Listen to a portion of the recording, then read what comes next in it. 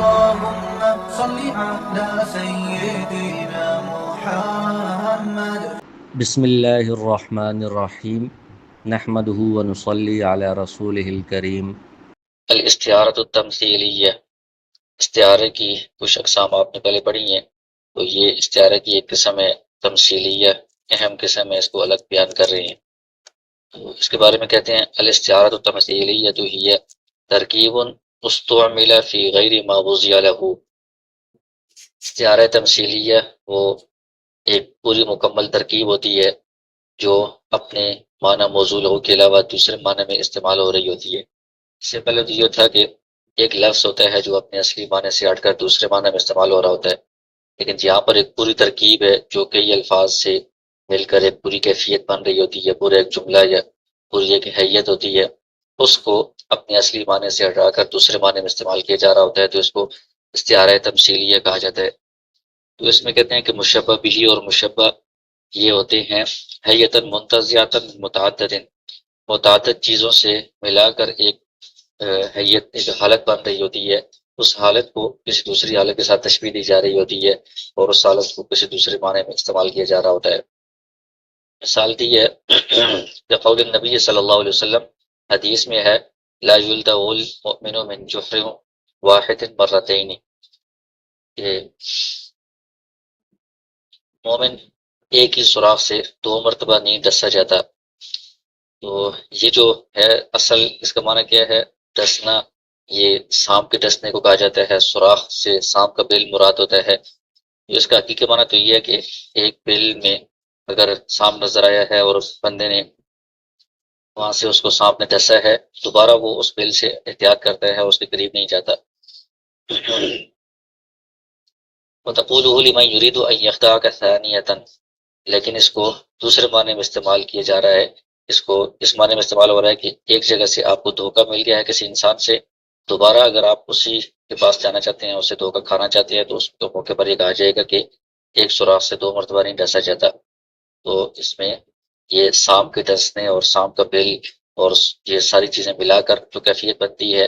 اس کے ساتھ تشبیہ دی جا رہی ہے۔ ایک انسان سے بندے کو دھوکہ دیا جا رہا ہوتا ہے، دھوکہ مل رہا ہوتا ہے، تو دوبارہ بندہ اس انسان کے پاس جا رہا ہے، اسی سے معاملات کر رہا ہے، تو اس پوری حیت کو، پوری حالت کو اس کے ساتھ تشبیہ دی جا رہی ہے۔ وَكَقَوْلِ الْعَرَبِ قَطَعَتْ جَهِيزَةُ قَوْلَ كُلِّ خَطِيبٍ، اور عرب لوگوں کا قول ہے کہ جہیزہ ایک باندی کا نام ہے، اس نے ہر خطیب جو بھی بولنے والے تھے، گفتگو کرنے والے تھے، ان کی بات کو کاٹ دیا ہے، ان ساری باتوں کا آخر میں فیصلہ کن نتیجہ بیان کر دیا ہے، اس کا فیصلہ کر دیا ہے۔ لما یأتی بالقول الفصل بعد اختلاف الآراء، کہ کسی موضوع پر بہت مختلف رائے آ رہی ہوں، اس کے بعد ایک بندہ فیصلہ کن بات کہہ دے، تو اس موقع پر یہ کہا جاتا ہے، اور یہ اس میں ایک پوری کیفیت ہے، پورا ایک واقعہ ہے اس کے پیچھے۔ آگے اشارہ کے اندر آ رہا ہے کہ ایک مقتول کے بارے میں مختلف لوگ آپس میں بات چیت کر رہے تھے کہ اس کا کیا فیصلہ کرنا چاہیے، تو اتنے میں ایک باندی جس کا نام جہیزہ تھا وہ آئی اور اس نے کہا کہ جو مقتول کے ورثاء تھے انہوں نے قاتل کو قتل کر دیا ہے۔ وہ جتنی اس وقت بحث ہو رہی تھی، آرا آ رہی تھی،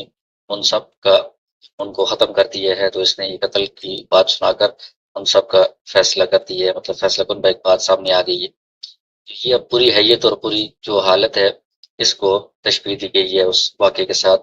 جب بھی ایسا موقع آتا ہے کہ مختلف آراء ہوں اور اس کے بعد ایک فیصلہ کن بات سامنے آ جائے، تو اس پوری حیت کو اس کے ساتھ تشبیہ دے کر یہ جملہ بولا جاتا ہے، تو یہ استعارہ تمثیلی ہے۔ اسی طرح مثال دی ہے انت ترقم علی الماء، کہ آپ جو ہے نا وہ پانی کے اوپر رقم کر رہے ہیں، لکھ رہے ہیں،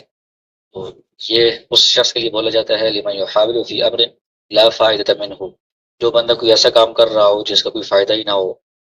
بالکل بیکار کام کر رہا ہو، تو اس کے اوپر اس جملے کو بولا جاتا ہے۔ تو کسی کام کا فائدہ نہ ہونا، اس کام میں مشغول ہونا، اس کو تشبیہ دی جا رہی ہے اس بندے کے ساتھ کہ جو پانی کے اوپر کوئی چیز رقم کر رہا ہے، لکھ رہا ہے۔ ظاہر ہے کہ پانی کے اوپر کچھ لکھائی نہیں ہوتی، وہ ثابت نہیں رہتی،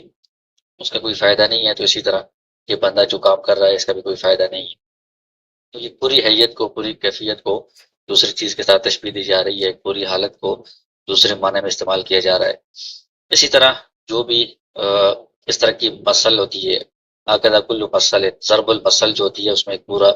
جملہ ہوتا ہے اور اس کے پیچھے ایک پوری کہانی ہوتی ہے، قصہ ہوتا ہے، پوری کیفیت ہوتی ہے، اس کو کسی موقع پر استعمال کیا جا رہا ہوتا ہے، تو جو سامنے موقع ہوتا ہے اس کو اس مثل کے ساتھ تشبیہ دی جا رہی ہوتی ہے۔ تو اس میں بعض اوقات نثری بھی ہوتی ہے، بعض اوقات شعری ضرب المثل بھی ہوتی ہے، تو یہ ساری استعارہ تمثیلیہ کی مثالیں بنیں گی کہ الاضاح اس کی وضاحت کر رہے ہیں۔ الاستعارۃ التمثیلیۃ ہی اقوى انواع الاستعارات، استعارے کی جو مختلف اقسام ہیں ان میں سے یہ بہت قوی اور بہت اہم یہ نوع ہے، قسم ہے، لأنها ازید فی التوکید، کیونکہ اس کے اندر بہت زیادہ تاکید پائی جاتی ہے کہ پوری ایک حالت کو، پوری ایک حیت کیفیت کو دوسری چیز کے ساتھ تشبیہ دی جا رہی ہوتی ہے، تو اس کے اندر پورا ایک اس کا پس منظر ہوتا ہے، پورا ایک واقعہ ہوتا ہے۔ ولا بد فی من قرینۃ، اس میں بھی ایک قرینے کا ہونا ضروری ہے جو معنی اصلی کے مراد لینے کے لیے معنی ہو، یعنی کوئی قرینہ ہونا چاہیے جو بتا رہا ہو کہ یہاں پر اس پورے جملے کا یا ضرب المثل کا اصلی معنی مراد نہیں ہے، بلکہ کسی اور معنی کے اندر یہ استعمال ہو رہا ہے، اس میں کسی اور چیز کے ساتھ اس کو تشبیہ دی جا رہی ہے۔ لہذا جو مثال اوپر بیان ہوئی تھی حدیث لا یلدغ المؤمن، تو اس میں لدغ کا جو معنی ہے ڈسنا، وہ حقیقی معنی یہاں پر مراد نہیں ہے۔ اسی طرح سام ڈستا ہے تو سام کا بھی وہاں پر حدیث کے اندر تذکرہ نہیں ہے۔ ولا جوہر جو بل ہے تو اس سے بھی حقیقی معنی سوراخ مراد نہیں ہے، لیکن اس میں تشبیہ دی جا رہی ہے۔ شبیہ فی حال من لا یاخذ حذرہ من عدو الذی وجر به، ایک بندے کو اپنے دشمن سے پہلے ایک مرتبہ دھوکہ مل گیا ہے، وہ پھر بھی اس سے احتیاط نہیں کرتا، دوبارہ اس سے دھوکہ کھانے لگا ہے، تو اس بندے کو تشبیہ دی گئی ہے اس شخص کے ساتھ کہ حالی من لغت حیۃ، کہ جس کو ایک مرتبہ ایک بل سے ایک سانپ نے ڈسا ہے اور پھر اس کے بعد وہ اس بل کے قریب نہیں جاتا، اس سے وہ بچتا ہے، احتیاط کرتا ہے۔ لہذا ایسے ہی مومن کو بھی جس بندے سے، جس دشمن سے ایک مرتبہ نقصان پہنچا ہو، دھوکہ ملا ہو، تو دوبارہ اس سے احتیاط کرنی چاہیے، اس کے قریب نہیں جانا چاہیے۔ تو یہ ایک سانپ والی اور بل والی جو ڈسنے والی بری کیفیت ہے اس کے ساتھ تشبیہ دی گئی ہے۔ اس انسان کو، انسان ہے اور دوسرے انسان سے اس کو دھوکہ ملا ہے، اس پوری کیفیت کو اس کے ساتھ تشبیہ دی گئی ہے۔ تو یہ جو اللہ لدغ ہے اور حیہ اور جوہر، یہ سارے الفاظ اپنے اصلی معنی میں یہاں پر ان کا اصلی معنی حقیقی معنی مراد نہیں ہے، دوسرے معنی میں، معنی غیر موصولوں میں یہ سارے استعمال ہو رہے ہیں، تو یہ استعارہ تمثیل کے لیے ہے۔ اسی طرح دوسری مثال جو تھی قطع جہیزۃ ولی، اس کی کہتے ہیں اصل ہو، اس کا اصل واقعہ اس طرح ہے کہ ایک قوم وہ جمع ہوئی تھی، کچھ لوگ جمع ہوئے تھے، الاصلاح بین فریقین فی قتیل، کسی مقتول کے معاملے میں دو فریقین کا اختلاف تھا، جھگڑا تھا، تو اس میں صلح کرنے کے لیے، معاملے کو سلجھانے کے لیے لوگ جمع تھے۔ فجاءت جاریۃ، تو ایک باندھی آئی جس کا نام جہیزہ تھا، اس نے ان کو بتایا کہ ان اولیاء المقتول قتل القاتل، مقتول کے جو اولیاء ہیں انہوں نے قاتل کو قتل کر دیا ہے۔ تو اب وہ سارا جو صلح والا معاملہ تھا اور آپس میں جو مختلف آراء آ رہی تھی وہ ساری کی ساری ختم ہو گئی، معاملہ ہی ختم ہو گیا، قاتل بھی قتل ہو گیا، مقتول بھی۔ فقال قائل منهم، تو اس موقع پر ایک بندے نے کہا کہ قطعت جہیزۃ قول کل خطیب، اس سے پہلے جتنے خطیب اپنی اپنی رائے دے رہے تھے، بات کر رہے تھے، جہیزہ باندی نے آ کر جو خبر سنائی تو اس نے سب کے قول کو کاٹ دیا، ختم کر دیا، اور ایک اس نے فیصلہ کو بات سنا دی ہے۔ تو اب یہ مثل بن گئی ہے، ضرب المثل بن گئی ہے جو ہر اس مقام پر بولی جاتی ہے جس میں فیصلہ کن بات سامنے آ جائے۔ اسی طرح تیسری مثال ہے کہ جس میں پانی کے اوپر لکھنے کی جملہ بولا گیا ہے، تو اس میں اس بندے کی حالت کے ساتھ اس کو تشبیہ دی گئی ہے، من یطلب المحال، کہ جو بندہ کسی ناممکن بات کو طلب کر رہا ہو جو نہیں ہو سکتا، ایسے کام میں لگا ہوا ہو جس کا کوئی فائدہ نہیں ہے، کوئی نتیجہ نہیں ہے، اس کو تشبیہ دی گئی ہے اس شخص کے ساتھ جو پانی کے اوپر لکھ رہا ہو، جس طرح اس کو کوئی فائدہ نہیں ہے، اس کا بھی کوئی فائدہ نہیں ہے، یہ پوری ایک حالت ہے، پوری ایک کیفیت ہے، اس کو تشبیہ دی گئی ہے۔ دونوں کے درمیان جامع کیا ہے؟ ان کل منہما یعمل فیما لا ينفع، پانی کے اوپر لکھنے والا بھی ایسا کام کر رہا ہے جس سے کوئی فائدہ نہیں ہے، محال ناممکن کو طلب کرنا بھی ایسا ہے، اس سے کوئی فائدہ نہیں، کوئی نتیجہ نہیں۔ مستعیر ترکیب المذکور فی تلک الجملہ، اس جملے میں پوری وہ جو حیت ہے، ترکیب ہے، اس کو استعارتاً استعمال کیا گیا ہے، اور وہی المشبہ بھی للمشبہ علی طریق الاستعارۃ التمثیلیہ، مشبہ بھی کو مشبہ کے لیے استعمال کیا گیا استعارہ تمثیلیہ کے طور پر، اور اس میں قرینہ جو نا وہ حالیہ ہے، مطلب جملے میں تو نہیں ہے لیکن اس موقع پر جب یہ جملہ بولا جا رہا ہے تو سامنے والے بندے کی حالت بتا رہی ہوتی ہے کہ یہاں پر یہ بندہ کسی فضول بے فائدہ کام میں لگا ہوا ہے، تو یہاں پر اس کے موقع پر یہ جملہ بولا جا رہا ہے۔ پانی میں لکھنا وہاں پر تو نہیں پایا جا رہا سامنے، تو حقیقی معنی مراد نہیں ہے، تو قرینہ حالیہ وہاں پر پایا جاتا ہے۔ اسی طرح عربوں کا یہ جو قول ہے یہ بھی استعارہ تمثیلیہ کی مثال ہے، انت تضرب فی حدید بارد، آپ جو ہے نا وہ ٹھنڈے لوہے کے اوپر ضرب لگا رہے ہیں، مار رہے ہیں۔ تو لوہے سے جب کوئی چیز بنائی جاتی ہے تو اس کو گرم کر کے اس کے اوپر ضربیں لگا کر اس سے کوئی چیز بناتے ہیں، اوزار وغیرہ مختلف چیزیں۔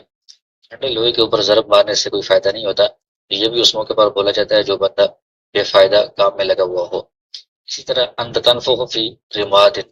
کہ آپ جو ہے نا وہ جو راکھ ہے اس کے اندر پھونک مار رہے ہیں۔ تو جو انگارے ہوتے ہیں ان میں پھونک مارنے سے تو آگ جلتی ہے یا وہ بھڑکتے ہیں تو تپش حاصل ہوتی ہے، لیکن راکھ میں پھونک مارنے کا تو کوئی فائدہ نہیں ہوتا۔ تو یہ بھی اس موقع پر بولا جاتا ہے جو بندہ کسی بے فائدہ کام میں ہو یا محال ناممکن بات کو وہ طلب کر رہا ہو،